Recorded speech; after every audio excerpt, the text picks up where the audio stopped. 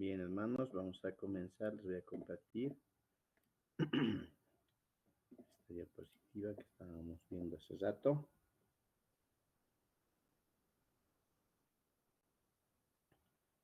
Bien, aquí tenemos entonces el mapa de Palestina, ya en los tiempos del ministerio de Jesús. Ahí ustedes pueden ver tanto en color como blanco y negro, ya para ver las regiones por donde Jesús ha caminado, ha hecho su ministerio, ya ahí está Perea, Decápolis, Samaria, Galilea, etcétera. Y tenemos que reconocer nosotros cada una de estas regiones, ¿ya?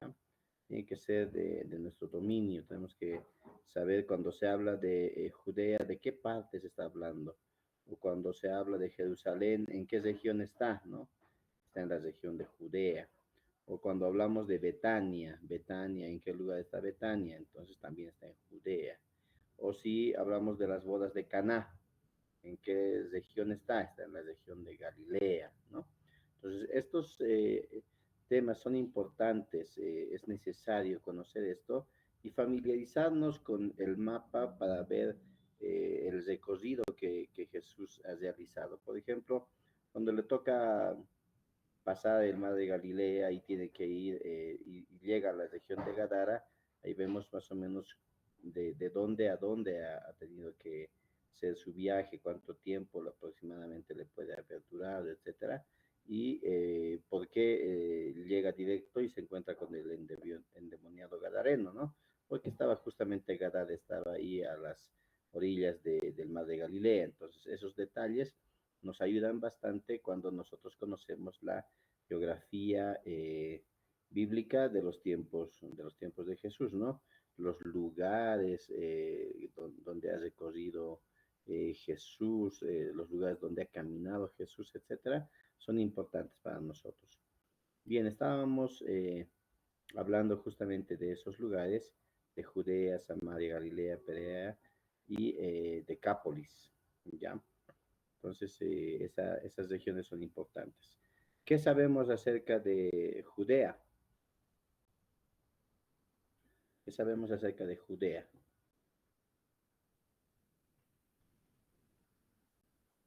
¿Alguien tiene alguna idea qué ha pasado en Judea?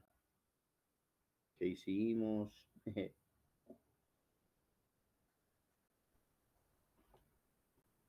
Aunque esta parte ya hemos un poquito hablado, ¿no? Hemos hablado de esto. A ver, ¿me hacen recuerdo para no saltar sin tocar el tema? Hemos visto, ¿no? Esta parte.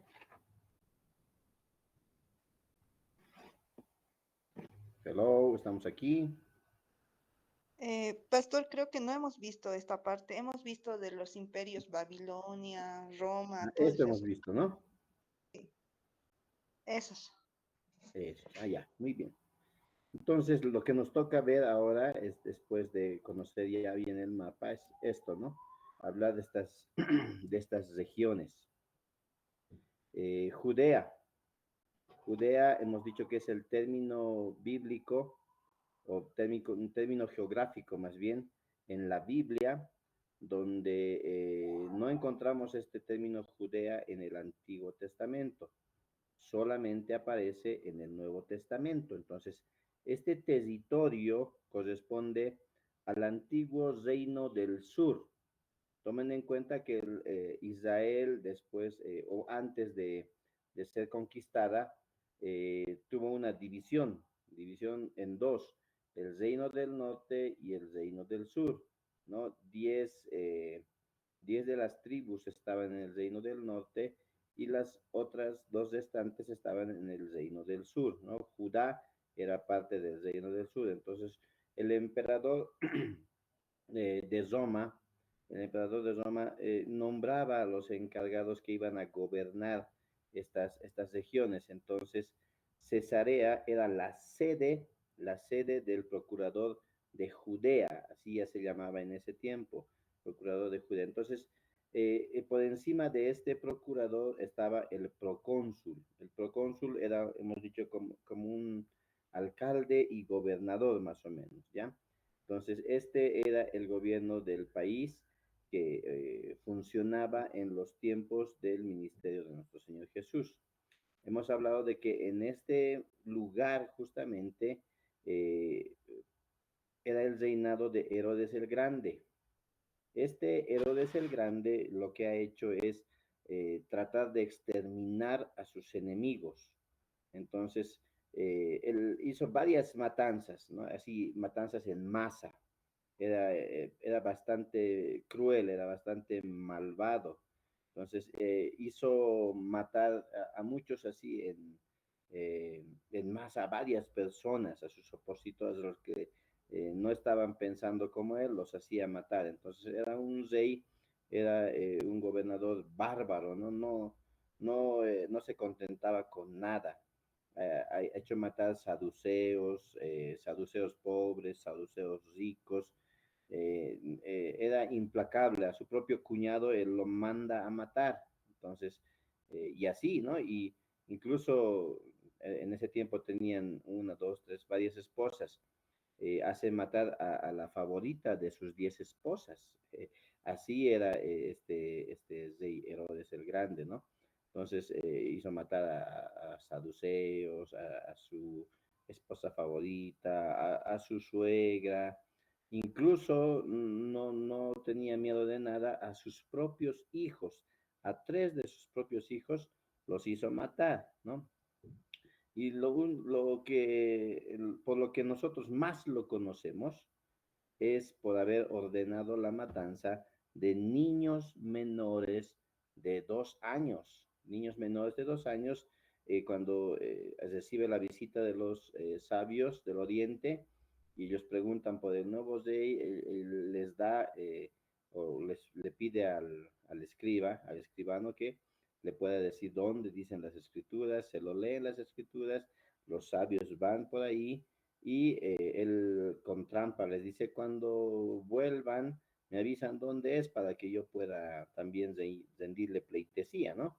Al nuevo rey. Entonces ellos se van y él está esperando la visita de estos magos. Entonces él al ver que no había ninguna noticia de ellos, se enoja tanto y para no cometer ningún error de poder dejar vivo al rey, al Mesías, entonces él lo que hace es ordenar esa matanza a todos los niños menores de 2 años en su intento de matar a Jesús, ¿no? Este reinado de Herodes el Grande eh, duró desde el 37 antes de Cristo hasta el año 4 antes de Cristo, ¿no? Entonces, este tetrarca, ¿no? Era bastante político, bastante estratégico.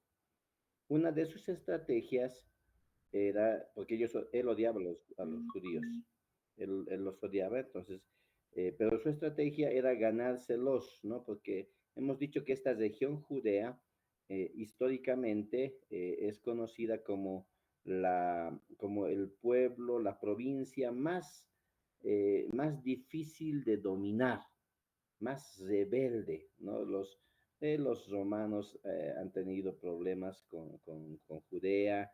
En el tiempo intertestamentario también, en los 400 años ahí, igual han tenido bastantes problemas con dominar esta región. Entonces, todas estas cosas que han acontecido hacían que esta región sea bastante difícil. Entonces, esta región intentaba ser dominada, pero era bastante complicado, bastante difícil, ¿no?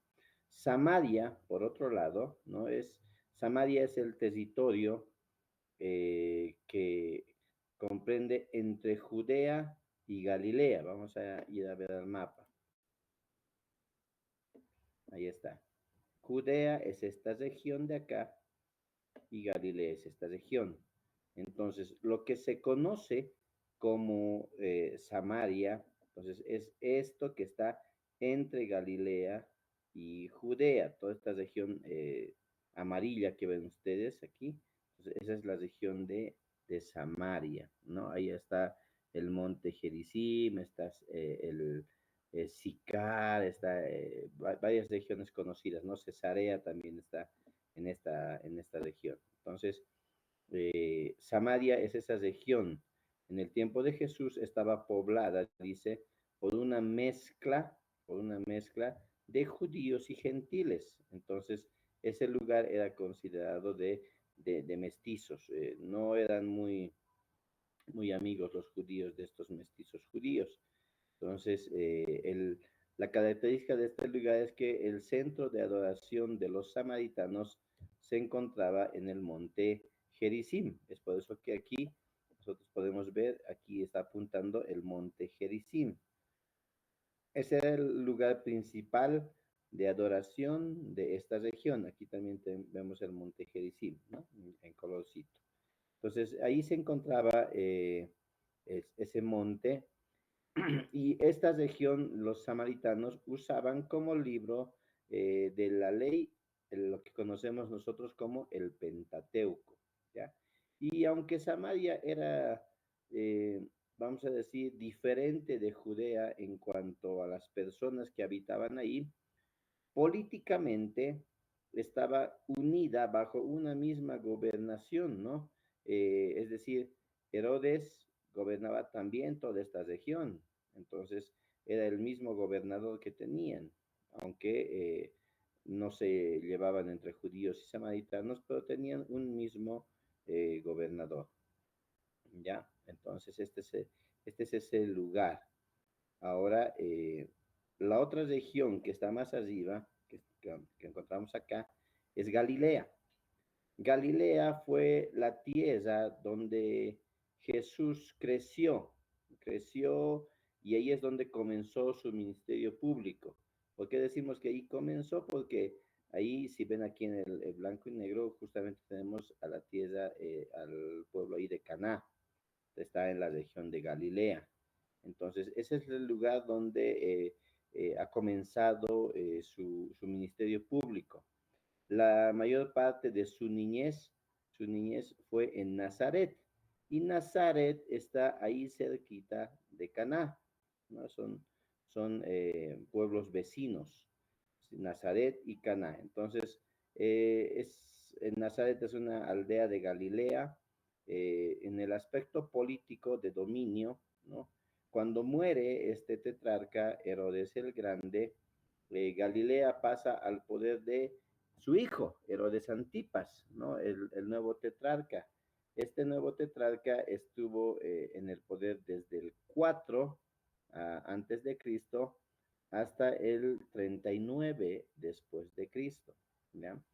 Lo que hizo este Herodes Antipas, hizo edificar la ciudad de Tiberias en la ribera del suroeste del mar de Galilea, ¿ya? Entonces aquí en del mar de Galilea hizo edificar una ciudad. Eh, Era igual de cruel que su papá, no cambió nada la crueldad que tenía su padre. Moralmente también no era una persona digna de imitar. ¿Por qué? Porque, como les decía, era igual o tal vez peor que su padre. Este Herodes Antipas se enamora de Herodías, ¿no? La esposa de su hermano. Se casa con ella.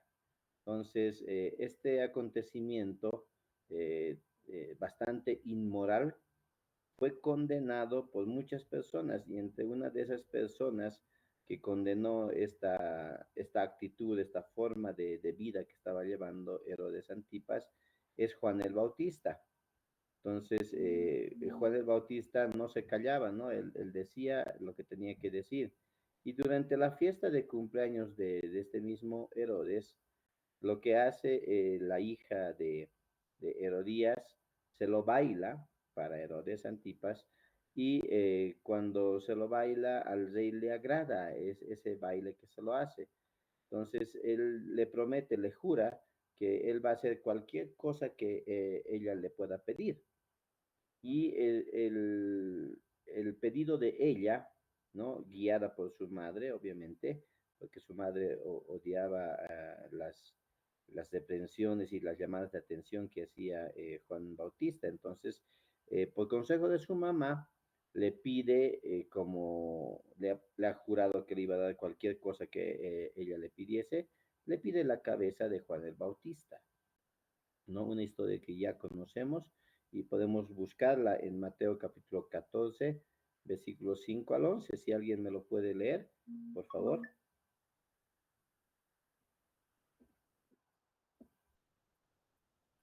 Si alguien me lo puede leer, mejor. Mateo capítulo 14 está. Me voy a buscar aquí en mi Biblia. Versículo, pastor. El versículo 5 creo que es. Esperen. Mateo 14, 5. Así, desde el 5, está bien. Hasta el 11, por favor. Amén, pastor. Mateo 14:5 dice. Y Herodes quería matarle, pero temía al pueblo, porque tenían a Juan por profeta. Pero cuando se celebra el cumpleaños de Herodes, la hija de Herodías danzó en medio y agradó a Herodes, por lo cual éste le prometió un juramento, darle todo lo que pidiese. Ella, instruida primero, por su madre, dijo, dame aquí en un plato la cabeza de Juan el Bautista. Entonces el rey se entristeció, pero a causa del juramento y de los que estaban con él a la mesa, mandó que se la diese y ordenó decapitar a Juan en la cárcel. Y fue traída su cabeza en un plato y dada a la muchacha, y ella la presentó a su madre. Uf, gracias, hermana. Entonces, este era Herodes Antipas, aquel tetrarca que gobernaba esa región y que había sido igual de cruel que su papá, ¿no? O tal vez un poco más cruel que su papá. Entonces, eso ¿dónde sucede? ¿Dónde sucede en esta región de Judea, Samaria, Galilea? Toda esta región sucede eso, ¿ya? Entonces, esa es la región de Galilea. Ahora, aquí tenemos otra que dice Perea, ¿no? En Perea. Perea es una región más al oeste del río Jordán. Este es el río Jordán, ¿ya? Este es el río Jordán. Entonces, este es el lado oeste y en esta región estaba prácticamente la región de Perea, ¿ya? Y también formaba parte de lo que gobernaba Herodes, ¿ya? De la tetrarquía de Herodes Antipas. Este territorio fue donde Jesús pasó un buen tiempo de su ministerio antes de ser crucificado. Entonces, por eso es importante también esta región de Perea. Ahora, la otra región, Decápolis o Basán también, como vemos acá. A ver, esto, aquí. Ahí está. Ahí está la región de Perea, la región de Basán, Decápolis. Es esta región de acá, la región arriba de Perea, entre Galilea y Perea, ahí tenemos a Decápolis. Este está ubicado al noreste de este río Jordán y aquí la mayor parte de sus habitantes eran gentiles, ya no eran judíos. Judíos estaban más en Judea, entonces eran más gentiles y su religión en este lugar de Decápolis era una religión más pagana. Entonces, Decápolis era llamado Basán o Decápolis. Esto quiere decir región de 10 ciudades, por eso Deca, ¿no? Polis, pueblos, Deca, 10. Una región de más o menos 10 ciudades. Jesús también pasó gran parte de su ministerio en Judea, en Galilea, en toda la región que conocemos ahora como Palestina, ¿ya? Es esa región que comprende entre Galilea y Judea, lo que se llama Palestina, ¿ya? Entonces Jesús pasó gran parte de su ministerio aquí en Judea. Frecuentemente la Biblia habla de estas regiones. Estaba en Galilea, estaba en Samaria, ¿no? Entonces no es prudente que ignoremos esta parte geográfica. Ahora, la otra parte que tenemos que tomar en cuenta también es cómo funcionaba el mundo intelectual o cómo funcionaba también el mundo religioso. Ya son aspectos importantes que tenemos que tomar en cuenta. ¿Cómo funcionaba el mundo religioso, el mundo intelectual? Que antes de los romanos, ¿qué imperio era el que gobernaba? ¿Se acuerdan?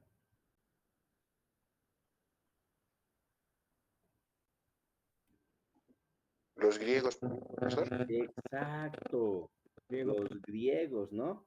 Los griegos gobernaban esa región.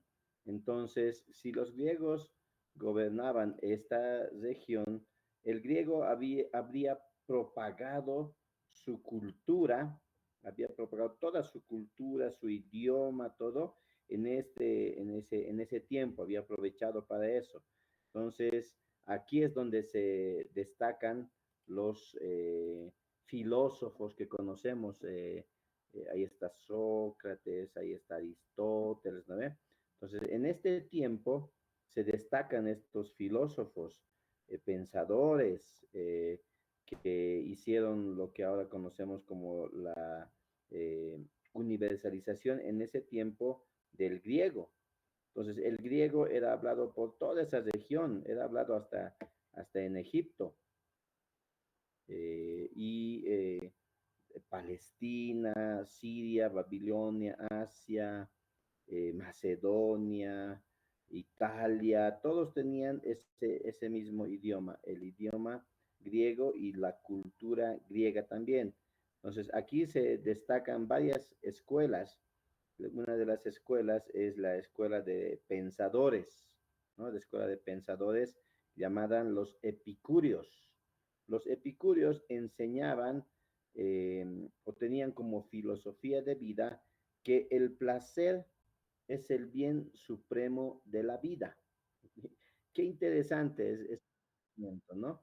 El placer es lo máximo, es el bien más supremo de la vida. En este tiempo es donde se empiezan a, a fomentar o a categorizar aquellos pecados que, que son, digamos, no hay pecado grande ni pequeño, pero pecados que son de gran nivel, ¿ya?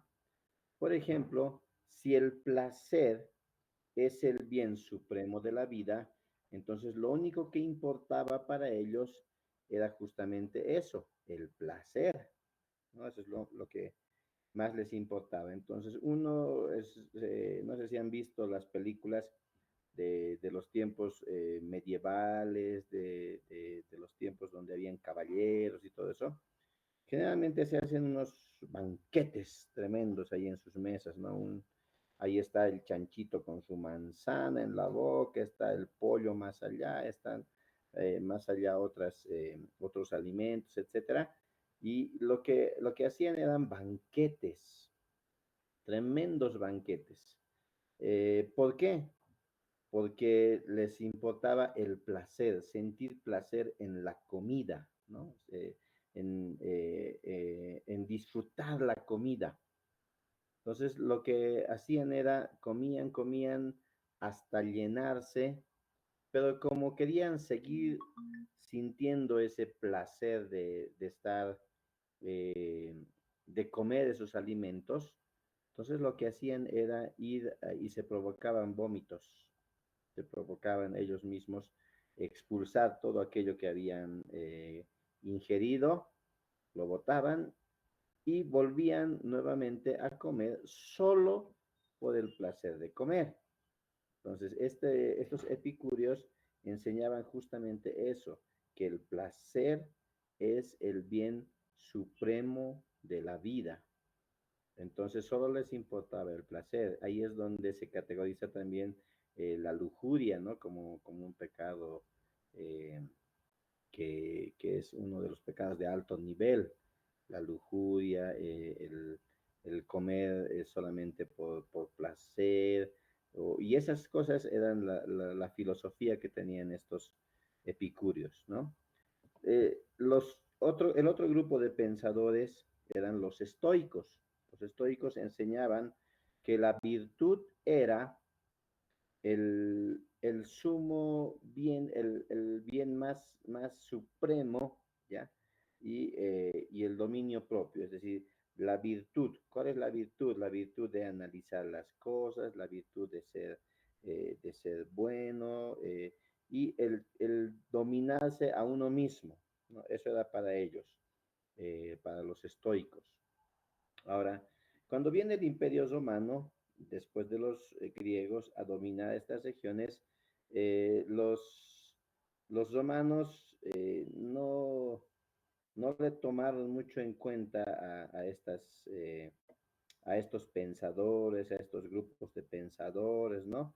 Entonces, los romanos, ¿qué hacen? Los romanos ponen en práctica sus ideales propios. El imperio romano, ¿no? En el imperio romano trataban de que todos sean iguales, ¿no? Que todos gocen de igualdades en derechos. Eh, por eso, no sé si hay algún abogado acá, cuando se comienza a estudiar la carrera de Derecho, una de las materias obligatorias es el derecho romano. Tienen que aprender a estudiar el derecho romano, porque los romanos tenían ese pensamiento de democracia, de igualdad de derechos. Entonces, para los romanos, cualquier persona podía transitar por cualquier lugar, caminar por cualquier lugar sin problemas, ¿no? En todo el imperio romano, todos podían caminar sin problemas. Entonces, en ese tiempo de los romanos, se construyen los caminos, los famosos caminos romanos, ¿no? Los caminos romanos generalmente son los que van de un punto a otro punto y toman el camino más directo, más recto, el camino romano. Entonces, en este tiempo se construyen esos caminos, esas carreteras, puentes, ¿no? Que algunos de esos arquitectura antigua hasta el día de hoy todavía persisten, ¿no? Qué lindo sería ir y viajar y poder ver esa arquitectura antigua, ¿no? Entonces, más o menos por ahí va el asunto de el mundo religioso, religioso eh, que dominaba ya en esos tiempos. Hasta aquí, no sé si tienen alguna consulta, algo que se pueda aclarar.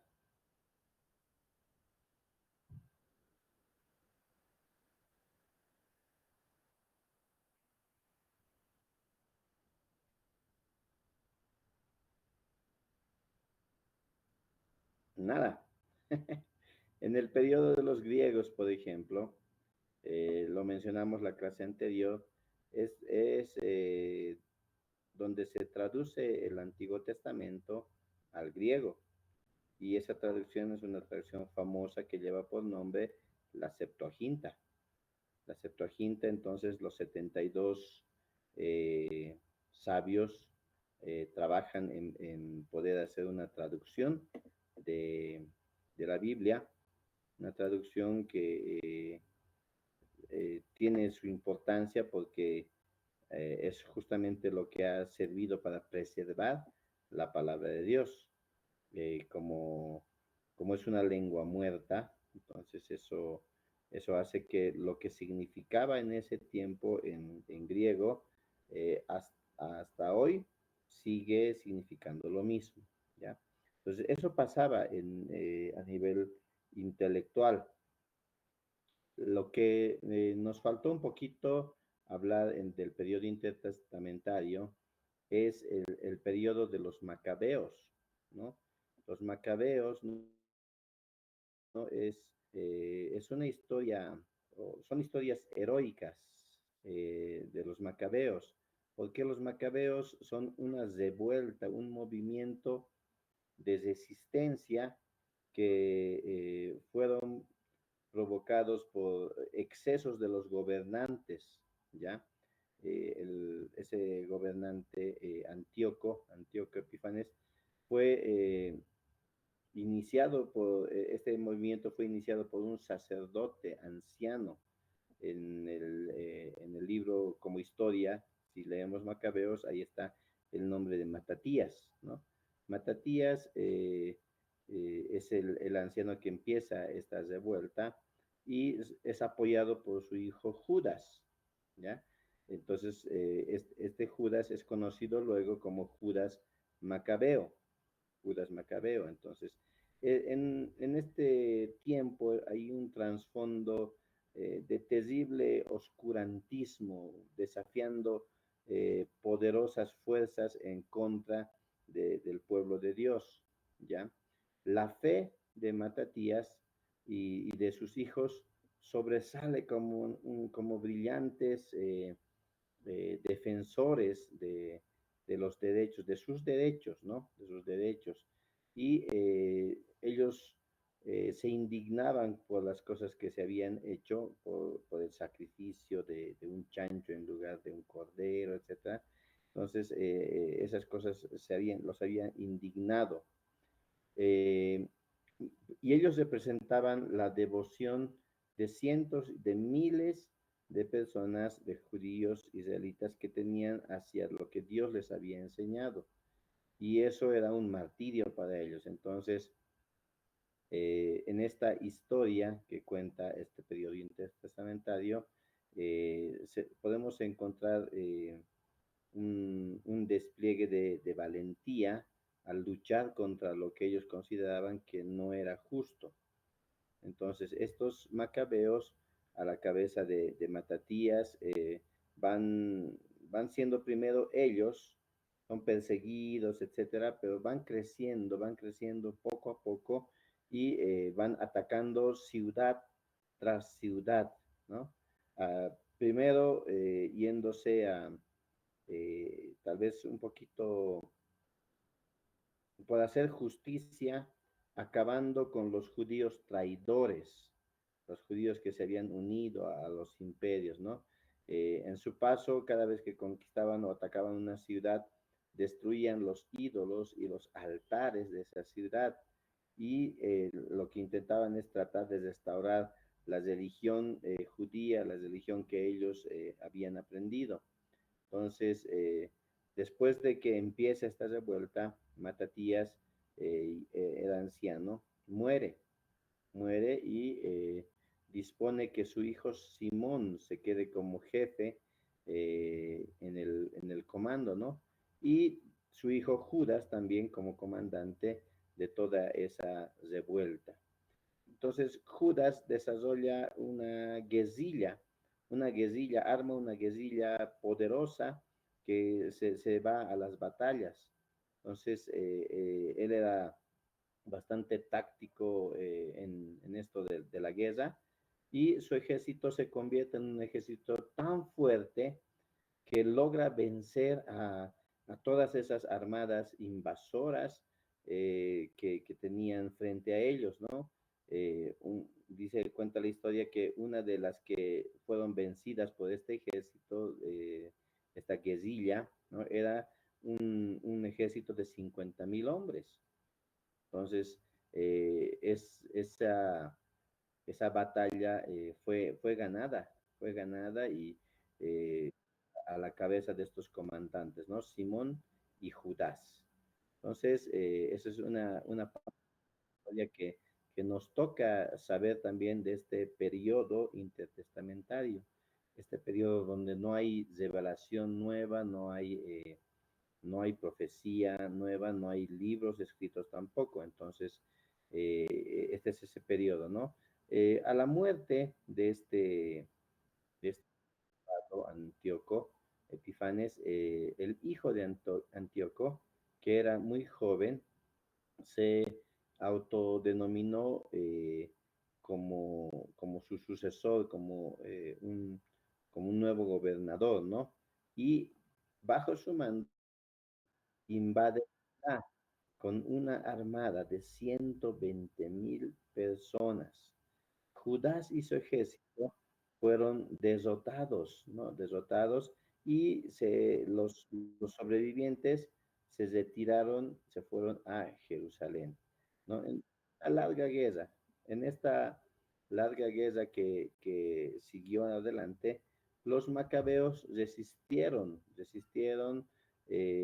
con mucho valor, pero les faltó o les fallaron las provisiones, ¿no? Entonces, como ya les faltaban provisiones, muchos empezaron a desertar por hambre y las personas que seguían a Judas cada vez eran más pocos, más y más pocos.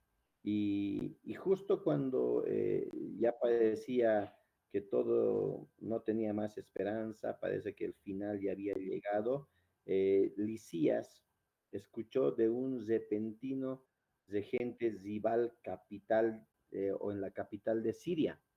Entonces, este rebelde regente, eh, ¿qué hace? Induce a los jóvenes hijos de Antíoco y de los príncipes sirios a hacer paz con Judea en términos amigables, prometiéndoles la restauración de la libertad de su región y de su religión. En el momento en que parecía que la revuelta macabea iba a ser destruida, sucede todo lo contrario, fue coronada con éxito, ¿no? Entonces, es una historia interesante la que podemos ir profundizando, podemos ir viendo en este tiempo de periodo intertestamentario, ¿ya? Entonces, no hay mucha información del periodo intertestamentario en el Nuevo Testamento, pero si nosotros vamos investigando, nos damos cuenta que todas esas cosas han sucedido para que el escenario en el Nuevo Testamento sea el escenario que había sido profetizado, había sido previsto para que las cosas sucedan así. Entonces, por más que no tengamos mucha información en el Nuevo Testamento, lo que sabemos es que este periodo ha sido el preparatorio para que podamos tener lo que vemos y conocemos en los cuatro evangelios. Entonces, los judíos, el pueblo judío, el judaísmo como religión, implicaban entonces una sola cosa. No se podía separar al judío de su religión. Y en este periodo intertestamentario se intentaron hacer varios cambios. Incluso en este periodo se originan nuevas sectas, nuevas instituciones, vamos a decir, una evolución del judaísmo. El judaísmo como tal, judíos y su religión. Pero dentro de ese círculo, el judaísmo va diversificándose en diferentes sectas que en estos 400 años, entre el Antiguo y el Nuevo Testamento, van surgiendo esas sectas, ¿ya? Eh, Algunas lecciones que el pueblo judío tuvo que aprender en este periodo es que el exilio, el ser conquistados, ¿no? Primero fue permitido por Dios, porque habían propósitos dentro de esa permisividad de Dios, ¿no? Uno de los propósitos era que ellos habían pecado, habían abandonado los mandamientos y merecían juicio y merecían también instrucción. Entonces, la transformación de este pueblo que merecía juicio, que merecía instrucción, la transformación en los conceptos religiosos del pueblo hebreo era uno de los más sobresalientes e importantes cambios en la historia de cualquier nación y esa es una lección aprendida del exilio. La idolatría tenía que ser ya una idolatría curada. Los judíos fueron al exilio con lo que parecía una inclinación incurable y sin esperanza hacia la idolatría.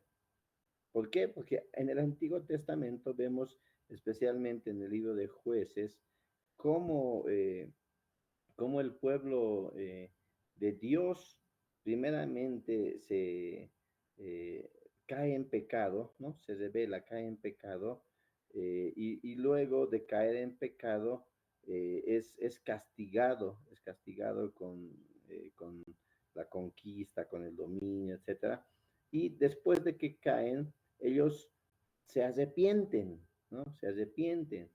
Después de arrepentirse, piden perdón.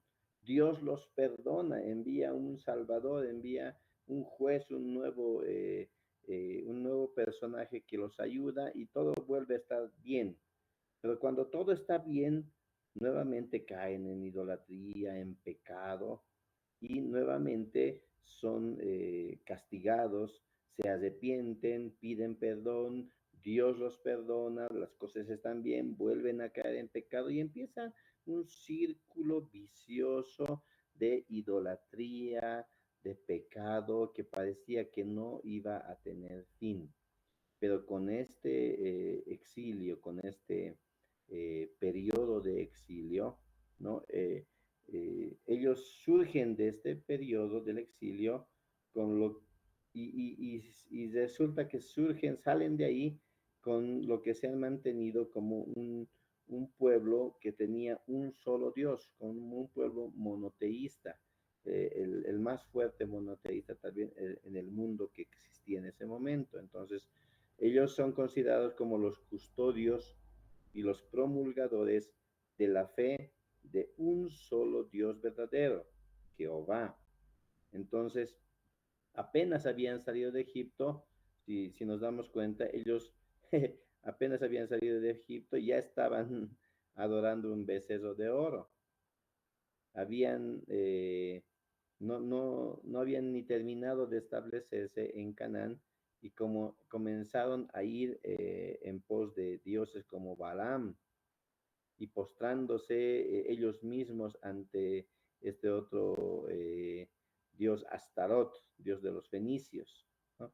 Y así era la época de, de Jeremías, y Jeremías lloraba, ¿no? ¿Se acuerdan? En el Antiguo Testamento lloraba Jeremías, doblaba rodillas, le decían, lloraba porque era así el pueblo, ¿no? El pueblo de Israel. Entonces, era una idolatría y esta idolatría tenía que ser curada.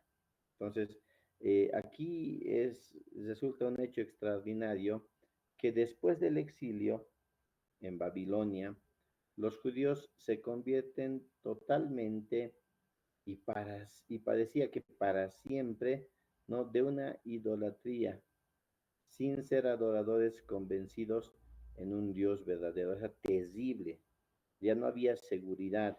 Ellos tenían que preservar, ellos tenían que contagiar incluso a otros, enseñar a otros acerca del único Dios verdadero, pero ellos mismos se hacen convencer con otras cosas. Entonces, ¿cómo podemos nosotros explicar esto? ¿Qué fue? ¿Qué fue aquello que les pasó en un corto tiempo, ¿no? De un corto tiempo, estuvieron bajo el imperio babilónico como unos 50 años. Y ese tiempo, después de castigos y otras reformas que se hacen ahí, ellos caen en esos engaños. Entonces, uno puede decir, pastor, pero el ambiente de Babilonia era de idolatría, ¿no? Entonces, era fácil tal vez contagiarse, pero eso, eso no es justificación. Eso no es justificación. Tendría que estar, ellos tendrían que ser más fuertes porque son el pueblo escogido de Dios. Entonces, eso no era una justificación, ¿no? Ahora, ¿cómo es? ¿Por qué, que se curaron de la idolatría? ¿Cómo fue esto? Eh, la verdad que es un milagro, un milagro también de las profecías que se cumplen ante sus propios ojos. En los antiguos escritos de sus profetas, como Isaías, como Jeremías, los mismos eventos que estaban ocurriendo, los cuales habían sido predichos claramente por estos mismos profetas. Uno, la destrucción de Jerusalén, el exilio de los hijos, las hijas de Judá en Babilonia, la repentina caída de Babilonia, las conquistas brillantes de este el rey Ciro, ¿no? Que les da la primera autorización, el rey Ciro persa que toma a Babilonia, y él hace la emisión del edicto, ¿no? Para restaurar el templo en Jerusalén. Todos los eventos fueron predichos 200 años antes. También Jeremías, ¿no? Más reciente y más específicamente, profetiza en relación al periodo de los 70 años que son asignados por Dios a Babilonia para el castigo y para la aflicción de Judá. Entonces, todo ocurrió y los judíos exiliados con asombro vieron todo pasar exactamente como se había dicho por los profetas, de Jehová por los profetas, a través de todos los escritos que tenían el pueblo hebreo. Entonces, todo esto constituía una evidencia conclusiva, que quiere decir que por tanto, al final el pueblo hebreo fue sorprendido al darse cuenta de que los dioses de los perdidos eran simplemente falsos, eran simplemente vanidades mentirosas, y que Jehová era el único Dios verdadero. Entonces, de una vez y por todas, ellos fueron curados de su idolatría. Ellos llegaron a ser para siempre adoradores confirmados de su Dios, de su pacto con Jehová.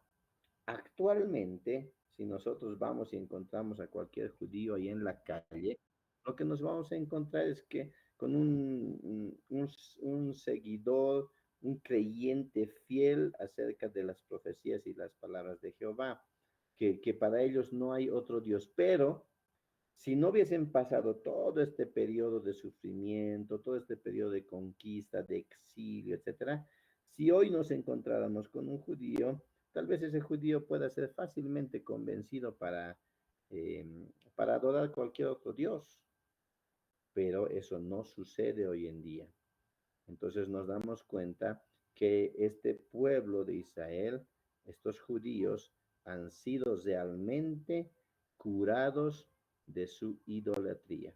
Y todo esto pasa cuando en este periodo de sufrimiento, en este periodo de exilio, ¿no? Entonces, queda de todo aquellos judíos esparcidos por todo lado, de todos los infieles y todo lo que había pasado, siempre queda un remanente. Y cuando el remanente regresa, ese remanente regresa a Judea, no encuentra ni rey ni trono. El linaje real de David se había terminado. No había templo, no había ninguna independencia nacional. Era apenas una provincia en sujeción en un área restringida que cubría apenas una parte pequeña del antiguo reino de Judá, sin trono, sin templo, sin independencia. Entonces, ¿por qué habrían ellos regresado a tales ruinas? ¿Por qué habrían regresado a tales desechos y dolores los judíos? Era porque había todavía algo por hacer. ¿Qué faltaba por hacer? La única cosa que faltaba por hacer y que recientemente ha llegado a ser lo más precioso o la más preciosa y vital posesión para ellos y para todos los que son judíos, era el tesoro de las sagradas escrituras. Entonces los judíos veían en las escrituras, especialmente en las escrituras de los profetas, las predicciones concernientes al regreso del Mesías. Todas las otras predicciones habían ocurrido verídicamente. Entonces, y ellos fueron testigos, y asimismo, todo lo que faltaba por cumplirse en las profecías, todo el resto de promesas que faltaban por cumplirse, que relatan al Mesías, que el Mesías venía, también tendrían que cumplirse, ¿no? Entonces, ahí es lo que pasa ahí es donde el resurgimiento y el crecimiento del judaísmo se pone más visible, más en práctica. ¿Ya? Este celo que ellos ya han comenzado a tener por la ley, ¿no? Y esta esperanza de un Mesías es prácticamente la raíz del judaísmo. El sistema de la religión judía, que se originó ya en el exilio, se desarrolló durante el periodo intertestamentario, ¿no? Se dan cuenta, los judíos del Antiguo Testamento no son los mismos judíos del Nuevo Testamento, ¿no? En el Antiguo Testamento habían recibido las leyes, habían recibido todo, pero todo el tiempo era una rebeldía, un pecado, un arrepentimiento, otra vez pecado y arrepentimiento. Y era así, ¿no? Era así. Entonces, en todo este periodo intertestamentario hay un sufrimiento, hay un exilio, etcétera, y eso cambia el mundo religioso de ese entonces, especialmente para los judíos. ¿No? Se levanta en ellos un celo tremendo por la ley, por cumplir la ley, por cumplirla. Entonces, el nuevo Estado judío, ya restaurado, se hacen también restauradores de esta ley, de cuidar la ley, bajo los líderes que en ese momento empiezan a surgir, ¿no? Del remanente de Israel. Ahí tenemos a Zorobabel, tenemos a Josué, ¿no? Que pertenecen a una orden diferente a los reinos anteriores de Judá e Israel. Entonces, en aquellos reinos de antes del exilio, las verdades esenciales de la religión de Israel se habían mantenido por los profetas y una minoría, mientras que la vasta mayoría de los judíos jugueteaban con varias formas de idolatría y reconocían como pequeña diferencia entre Jehová y otros dioses, pero muy poca. Entonces, ahora había no solamente un celo por la ley, sino había una repulsión a la idolatría después del exilio.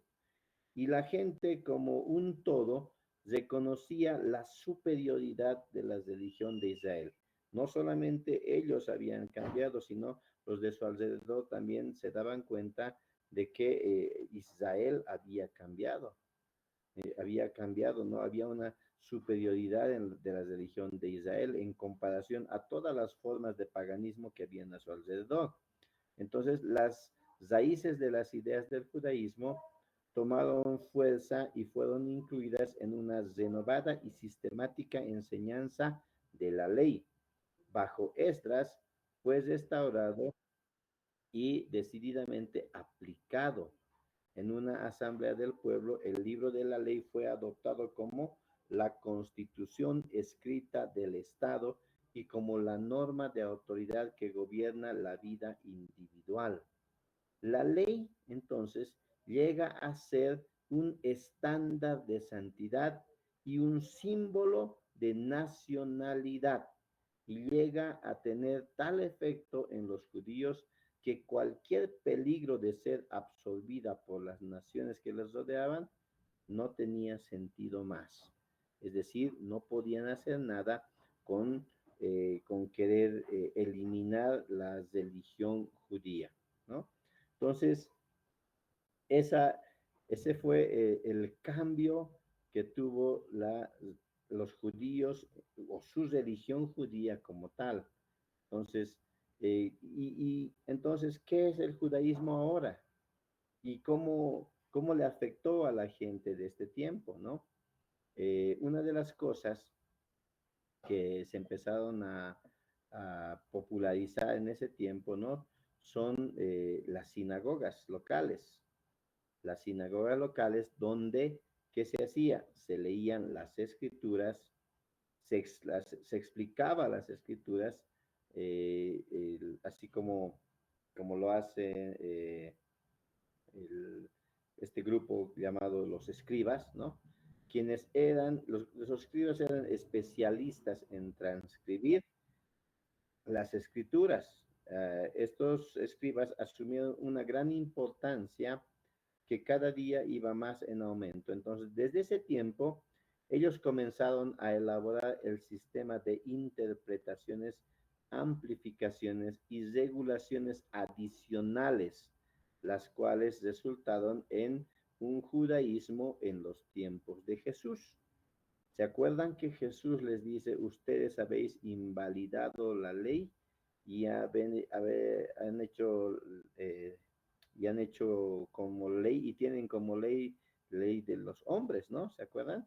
Entonces, por estos escribas y por este celo excesivo de la ley y querer hacer cumplir al pie de la letra, se han ido aumentando cosas y se han ido realizando más leyes humanas que las leyes que el mismo Dios había entregado. Entonces, más y más la tendencia llegó a ser un, eh, un legalismo entre los judíos, ¿no?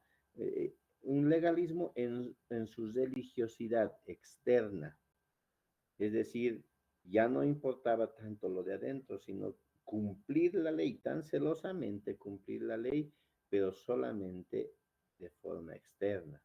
Entonces se acumularon alrededor de las escrituras y especialmente alrededor de la ley de Moisés una cantidad de interpretaciones con buena intención, ¿no?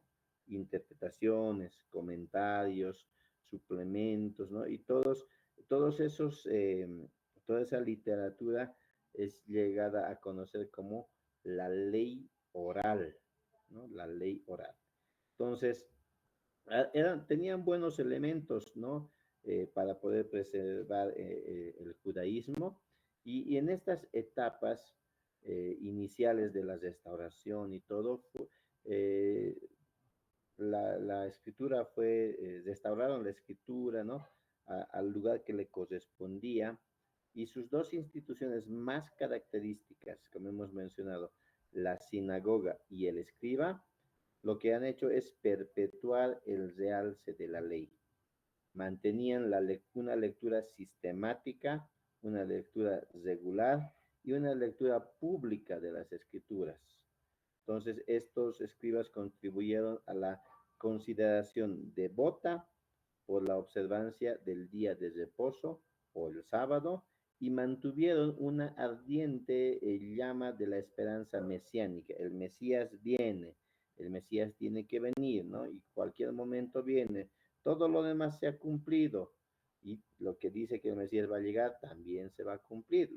Lo malo es que eh, esa forma de hacer, de decir las cosas, de enseñar las cosas, se corrompió tanto porque le agregaron cosas a la escritura. Entonces, al agregar cosas a la escritura, esto conduce a un externalismo religioso y a un formalismo litúrgico y una justicia basada en el esfuerzo personal. Entonces, eso es lo que un poquito arruinó lo que conocemos como la ley que el Señor había dado, ¿no? Entonces, más o menos, todos estos acontecimientos intertestamentarios fueron importantes para que podamos comprender que al leer los evangelios, lo que había sido en el Antiguo Testamento, muchas cosas habrían cambiado para el Nuevo Testamento, ¿ya? Una de las cosas que quiero también mencionar es la Mishnah y el Talmud. La Mishnah es la ley oral, ¿ya? La ley oral. tenía su metodología exegética, ¿ya? Legalista, eh, para poder hacer una interpretación, ¿ya? Eh, una interpretación generalmente muy forzada, ¿ya? La Mishnah, después de que ha sido entregada, ¿no?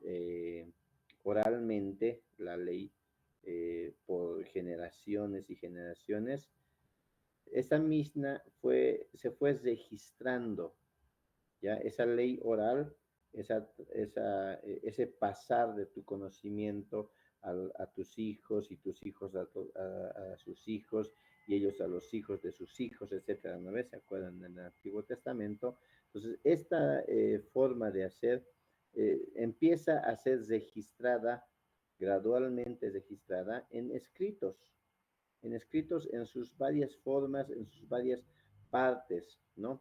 Y al fin, alrededor del final del segundo siglo después de Cristo, fueron compiladas todas estas Mishnas por el rabino Yehuda y registradas en el Talmud.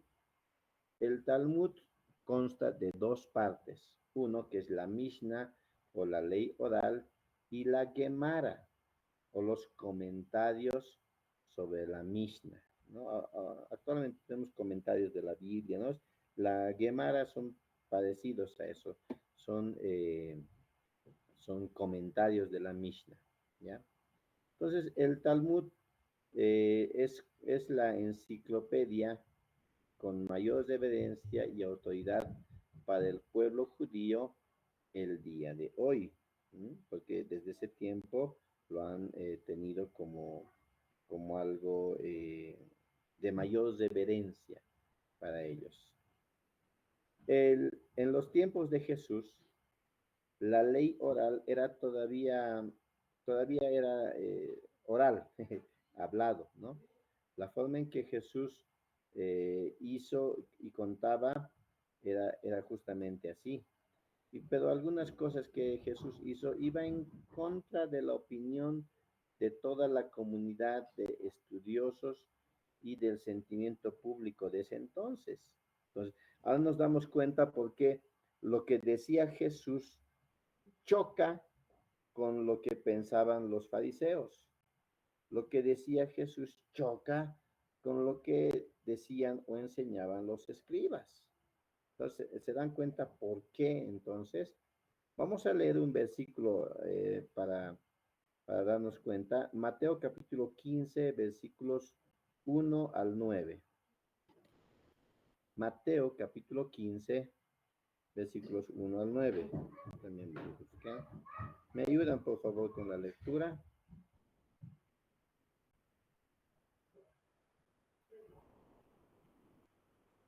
Amén. Amén. Por favor. Ya, así dice la palabra. Mateo capítulo 15, versículo 1. Hasta el 9, ¿no, pastor? Hasta el 9, correcto. Está bien. Entonces acercaron a Jesús ciertos escribas y fariseos de Jerusalén, diciendo, ¿por qué tus discípulos quebrantan la tradición de los ancianos? ¿Por qué no se lavan las manos cuando comen pan? Respondiendo él, les dijo, ¿porque también vosotros quebrantáis el mandamiento de Dios por vuestra tradición? ¿Por qué Dios mandó diciendo, honra a tu padre y a tu madre, y el que maldiga al padre o a la madre muera irremisiblemente? Pero vosotros decís, cualquiera me diga a su padre o a su madre, es mi ofrenda a Dios todo aquello con que pudiera ayudarte. Ya no, ya no ha de honrar a su padre o a su madre, así habéis invalidado el mandamiento de Dios por vuestra tradición.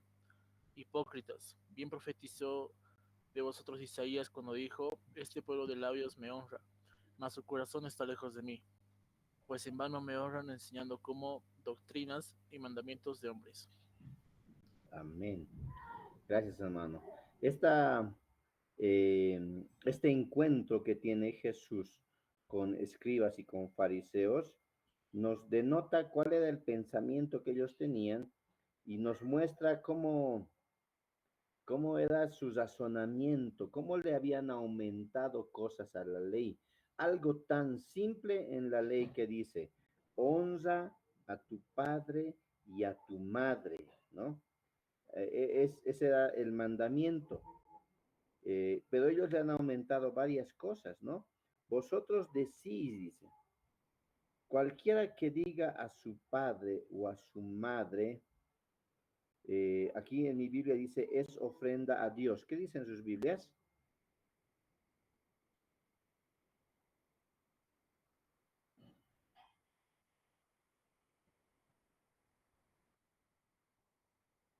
Hay una palabra que en otras Biblias hay, no la encuentro aquí en las versiones.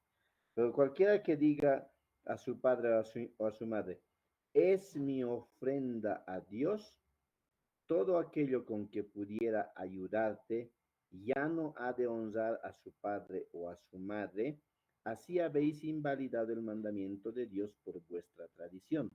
Les explico esta parte. Actualmente, si, si tu papá, tu mamá, no sé, tiene 80 años, 90 años, eh, ¿quién debe cuidar?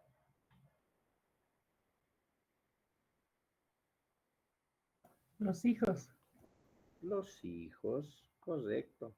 Entonces, cuando habla aquí Jesús de honrar a padre y madre, y cuando les dice a ellos que han invalidado el mandamiento de Dios, les está diciendo, ustedes están diciendo, y ellos podían decir, porque la ley que ellos habían inventado sobre la ley de honrar padre y madre, lo que le habían aumentado, les daba la autoridad para poder decir, yo entrego en ofrenda, ¿no? Es mi ofrenda, mi padre es mi ofrenda que estoy dando. Entonces, como yo le estoy entregando a mi padre, a Dios, le estoy dando como ofrenda, entonces yo ya no tengo que hacerme cargo, ¿no? Ya no tengo que hacerme cargo yo. Él es mi ofrenda, entonces yo me libro de poder hacer algo y contra él. A ese punto había llegado la interpretación aumentada que habían colocado sobre la ley de Dios. Entonces, es un ejemplo tal vez pequeñito, pero grande en cuanto a las cosas que estaban aconteciendo. Entonces, por eso ellos decían, no, ustedes no cumplen la ley. Pero Jesús les decía, pero yo estoy cumpliendo, ustedes son los que no cumplen. ¿Por qué? Porque no se lavan las manos ni para comer. Eso no dice en la ley. Pero ¿en cuál ley decían? En la ley que ellos habían aumentado. Entonces Jesús, lo que hizo Jesús es ir en contra de la opinión de toda la comunidad de escribas, de fariseos, de estudiosos y de todos, de todo el pueblo ahí presente. Entonces, cuando Jesús usa el dicho, oíste que fue dicho, está hablando justamente de esa ley. Y en los evangelios van a escuchar bastantes veces eso, oíste que fue dicho. Entonces, eso es porque los fariseos y los escribas enseñaban eso, y eso es lo que la gente había escuchado. Pero él les dice, mas yo os digo, ¿no? Jesús estaba ahí añadiendo ese yo os digo, no en contra de lo dicho en las escrituras, porque si Jesús contradecía las escrituras, entonces no era el Mesías, no era Dios, porque no puede contradecirse a sí mismo, ¿no? Entonces, no contradecía las escrituras, sino contra los principios, lo que contradecía eran los principios de la tradición oral de los escribas y fariseos, es decir, su forma de referirse a las escrituras cuando decía Jesús, se refería a la palabra de Dios, decía, escrito está. Esa era su forma de recibir o de mencionar al Antiguo Testamento, a las escrituras del Antiguo Testamento. Jesús decía, escrito está. Pero cuando se trataba de la ley de los fariseos y escribas, decía, oíste que fue dicho. Y cuando él quería arreglar ese asunto, decía, mas yo os digo, ¿no? Mas yo os digo. Entonces, a ese punto había llegado la tergiversación, tal vez con buenas intenciones, como hemos dicho, ¿no? En un principio, con buenas intenciones, porque después del exilio, después del sufrimiento, todo, habían nacido más celosos de su ley. Ya no caían tan fácil con cualquier ídolo, pero habían tergiversado muchas cosas. Entonces, eso es lo que había pasado en estos tiempos. Una de las, uno de los lugares más favoritos para hacer estos estudios o leer las escrituras era el lugar de la sinagoga. Si nos vamos al Antiguo Testamento, no hay nada referente a las sinagogas en el Antiguo Testamento. Pero apenas entramos en el Nuevo Testamento, especialmente en los Evangelios, encontramos en todas partes referencias a lo que se llama la sinagoga, ¿no? Existía una sinagoga casi en cada área del territorio, ¿no? Porque eso es lo que dice en Hechos de los Apóstoles, ¿no? Estaban establecidas similarmente por toda la comunidad judía a través de todo el Imperio Romano. Habían empezado a edificar y habían empezado a establecer sinagogas. La sinagoga no existía en el Antiguo Testamento, no existía antes del exilio, pero sí después del exilio, ¿no? Entonces, encontramos algo parecido a una sinagoga en el libro de Nehemías, Nehemías capítulo 8, algo parecido a a una liturgia, a una adoración dada en una sinagoga, ¿no? Entonces, es la única referencia que vamos a encontrar. ¿Qué tiene esta sinagoga? Tiene un púlpito elevado de madera. Se hacía la lectura de la ley, ¿no? Se hacía la lectura de la ley y todos podían acudir ahí a escuchar la lectura de la ley. Se hacía una explicación de la ley. Generalmente los escribas lo que se leía lo explicaban.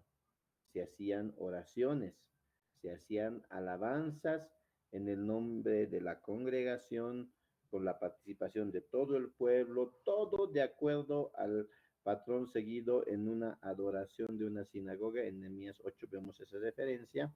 Entonces, eso se hacía en la sinagoga. Entonces, la sinagoga tiene que haberse originado después del exilio. Eh, eh, esta, esta nueva forma de cuidar la palabra de Dios, esta nueva forma de poder estudiar la palabra de Dios, coincide con esa transformación del pueblo judío de ser idólatras a ser celosos de la ley, a su avivamiento hacia un intenso y poderoso interés en las sagradas escrituras. Entonces, con ese renovado interés, un renovado avivamiento religioso del pueblo judío, ¿no? Viene un deseo ferviente de saber más de esta maravillosa escritura. Entonces, la gente quería saber más y por eso se fortalece la religión judía, ¿no? Todos motivados por un deseo común, de un impulso de comenzar a ayudarse, a apoyarse mutuamente, ¿no? Hacer el estudio de la palabra más sistemáticamente, con el propósito de aprender mejor los contenidos de la palabra, de conocer los rollos, de memorizarse tal vez, porque un fariseo de fariseos se memorizaba todo el Pentateuco, toda la Torá se lo memorizaba. Entonces, ya en las sinagogas las reuniones ya eran más regulares y comenzaban a tomar una forma más cúltica, ¿no? Para la lectura, para la interpretación de las escrituras. Entonces, esa es la manera y ese es el momento en que comienza a originarse esto que se llaman las sinagogas. ¿ya? Eh, no sé si hasta aquí tienen alguna pregunta.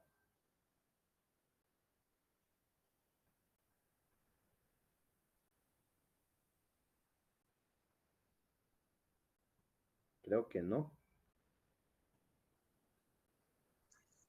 Pastor.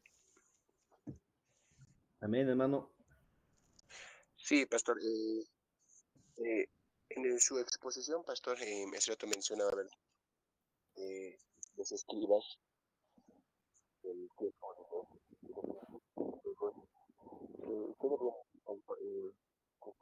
¿no? Porque de repente actualmente se dice de repente esa, ese antecedente, ¿verdad? Por ejemplo, decía en cuestión de los sábados, yo pienso, creo que se ha referido más a lo que es al día que de repente debemos alabar a Dios. En la escritura, por ejemplo, de lo que es la traducción de los griegos, porque también mencionaba, ¿verdad?, en tus exposiciones de que la fuente más válida era la escritura de repente de los griegos. De eso se ha derivado en las otras escrituras.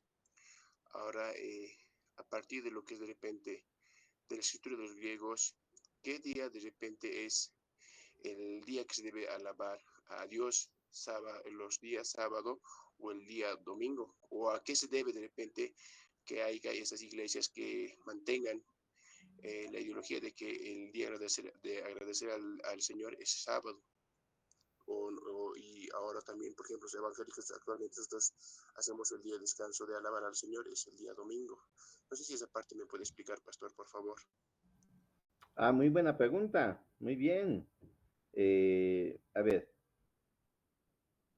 en el Antiguo Testamento se habla de el día de reposo, ¿no? El día de reposo. Y en la traducción ya del Nuevo Testamento eh, se menciona como el día sábado, ¿no? El sábado. Entonces, ahí se hace la conexión, vamos a decir, de que el día de reposo es el día sábado, ¿no? De ahí viene. Ahora, eh, en el Nuevo Testamento, después del libro de Hechos, no encontramos referencia, ya no hay más referencias, solamente en los evangelios se habla de esto del día de reposo, el día sábado, etcétera. Pero ya en el libro de Hechos y en las cartas de Pablo y en las cartas también de los otros apóstoles, no se menciona ya el día sábado o un día de reposo como tal, sino que más bien en el libro de Colosenses dice, a ver, estoy buscando ahorita. Ujú. Nadie te juzgue por día de reposo, dice Colosenses 2:16. ¿Me lo puedes buscar, hermano, por favor?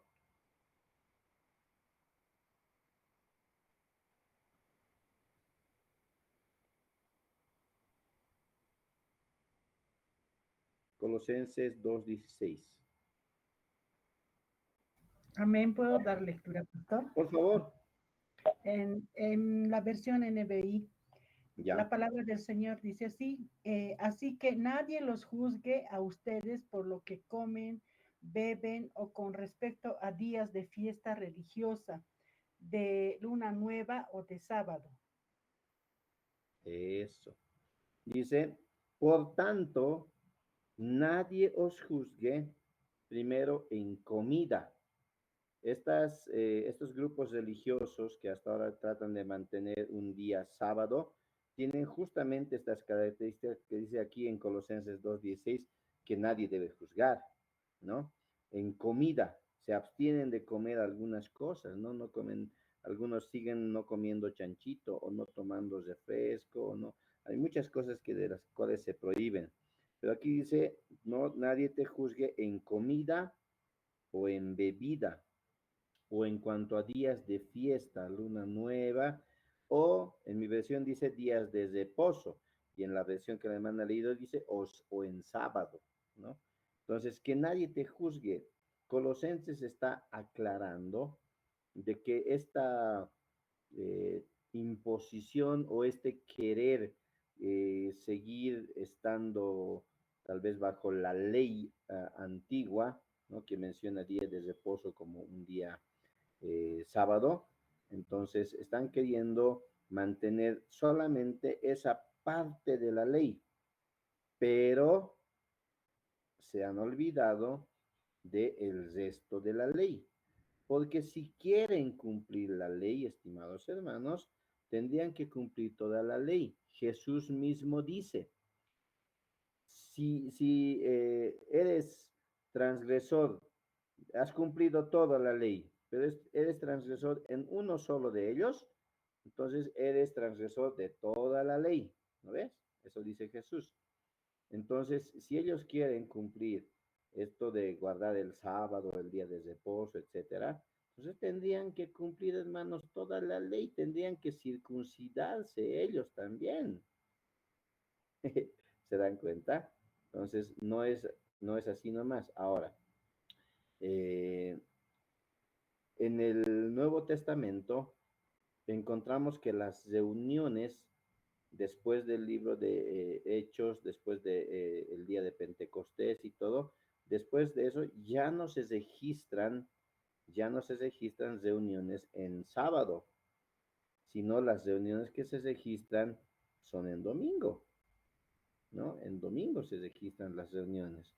Entonces, ahora cuando dice tu día de reposo, en algunas traducciones dice sábado, pero podemos traducirlo también como tu día de descanso. ¿Cuál es tu día de descanso? Trabajamos de lunes a viernes, algunos trabajan también sábados. ¿Y cuál es el día de descanso oficial? El día domingo. Entonces, por todos lados, si queremos buscar una explicación, siempre vamos a caer que el día no es importante, pero por tradición, desde el nacimiento de lo que se llama la iglesia se ha reunido en domingo y no en sábado. Los judíos guardaban su día de reposo, que tal vez era sábado para ellos, pero eso es para los judíos. La iglesia es algo, es diferente al pueblo de Israel. Por ejemplo, no sé si les ha pasado, han analizado el Nuevo Testamento, digo en el Nuevo Testamento, la oración que enseña Jesús, el Padre Nuestro. El Padre Nuestro dice, Padre nuestro que estás en el cielo, santificado sea tu nombre. ¿Qué más dice?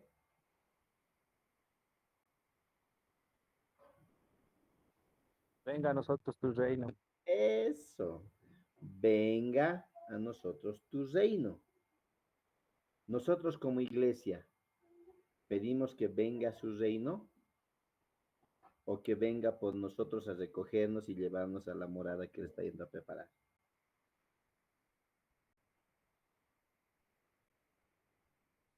Esa parte, venga a nosotros tu reino, es judía, es para los judíos, no para la iglesia. ¿Se dan cuenta? Nosotros no esperamos que el reino de Dios venga aquí. Nosotros vamos a venir con el Mesías después del arrebatamiento, después de las bodas del Cordero. Vamos a venir a establecer un reino de Dios aquí en la tierra para el pueblo judío. Pero nuestra ciudadanía de nosotros no es terrenal, sino celestial. ¿Se dan cuenta? Hay que analizar bastantes cositas en la palabra del Señor. No sé si le ha satisfecho la respuesta, mi estimado hermano. Sí, sí, pastor. Ahora, de repente, una pregunta más. Antes de que Jesús viniese, eh, había de repente los seguidores de antes, ¿verdad? Había de repente un culto de alabanza que era el sábado, y a partir de que viene Jesús, ya el día de reposo ya sería domingo. ¿A eso más o menos nos apunta, pastor? A partir de la llegada del Espíritu Santo, se empieza a conformar lo que es la iglesia. Y a partir de que la iglesia es conformada, la iglesia, no hay registro de que la iglesia se haya reunido en sábado o en día de reposo, sino se reunían el primer día de la semana, dice el libro de Hechos. Y el primer día de la semana para nosotros es domingo, ahí empieza la semana. Entonces, más o menos por ahí va. Jesús estaba cumpliendo la ley, él es el único que ha cumplido toda la ley, él seguramente se ha reunido en el día de reposo establecido políticamente en ese tiempo, que tal vez seguramente ha sido el día sábado. Entonces, esas son las diferencias, mi estimado hermano. Gracias, pastor. Amén. Mientras van preparando algunas otras preguntitas más, vamos a tener nuestro breve descanso, ¿ya? Y luego continuamos, mis estimados hermanos. Bendiciones, descansen, tomen un cafecito, un refresquito, algo, y nos vemos dentro de unos cuantos minutos.